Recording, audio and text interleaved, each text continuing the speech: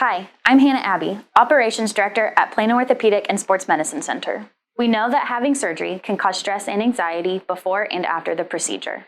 That's why we've created this brief but important video, to give you an idea of what to expect when having surgery at one of our surgery centers. After viewing this video, please feel free to reach out with any additional questions you may have. At POSMC, we are committed to ongoing communication and patient education to ensure your well-being, comfort, and peace of mind.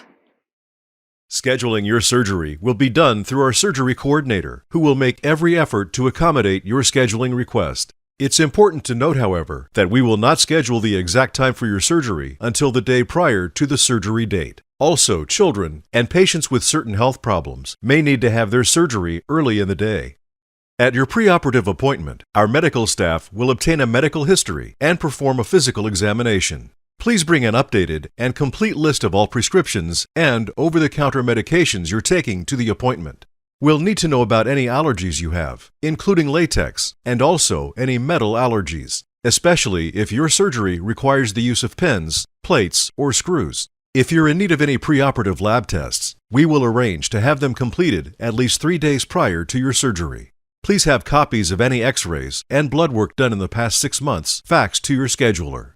It's also important not to schedule any elective surgery, including any type of dental work, to be done 72 hours prior to your surgery or 2 weeks after to avoid infection. If you're currently taking any heart, blood pressure, gastric reflux, or thyroid medication, and you normally take them in the morning, take your usual dosage the morning of the surgery with a small sip of water. The anesthesiologist will typically try to contact you the night before surgery to discuss your medical and medication history. If you're diabetic, the anesthesiologist will explain what medication, if any, you can take the morning prior to surgery. If you take blood-thinning medications due to cardiac or vascular problems, we must be informed of this prior to the surgery day. You'll be given a prescription for a narcotic pain medication on the day of surgery. There's often a refill allowed for this medication. Prior to your surgery, there are several precautions we require for your safety and comfort, including the removal of artificial fingernail tips or polish. Also, many times, our postoperative dressings and splints are bulky, so we ask you to wear clothes with large sleeves. For the surgery itself, you'll be required to wear a hospital gown. You will not be allowed to wear any jewelry during surgery, including any body piercings. Do not shave or use hair remover on the area being operated on, as this can irritate your skin, which increases your chance for postoperative infection.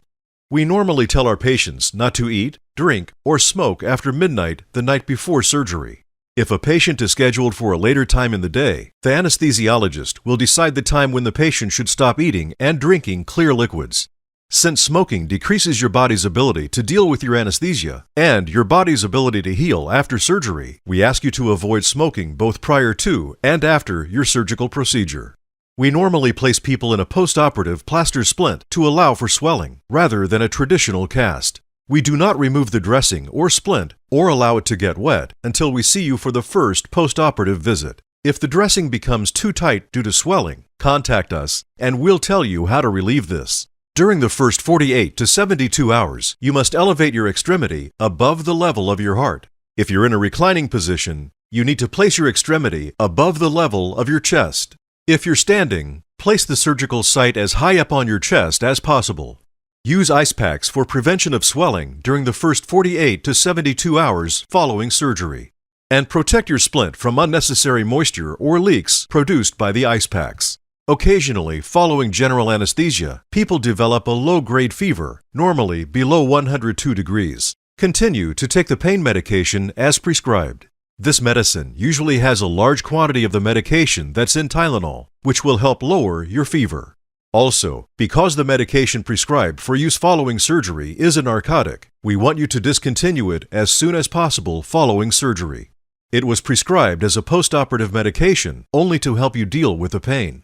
Normally, you should be able to return to work within 2 to 5 days following surgery. If your job is physically intensive, we ask that you speak with your employer about finding a reduced labor-intensive position for a given period of time.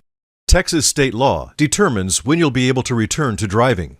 The law states that the operator of a vehicle must have the use of both arms and both legs in order to safely operate a vehicle. After scheduling your surgery, you'll be scheduled a date and time for your first postoperative appointment. This visit may consist of removing dressings, removing sutures, and applying a splint or cast. If you have a fracture, repeat x-rays may be needed. We hope that many of your questions were answered in this video. Please feel free to reach out with any additional questions you may have. On behalf of the entire team at Plano Orthopedic and Sports Medicine Center, we thank you for choosing us for your surgical needs.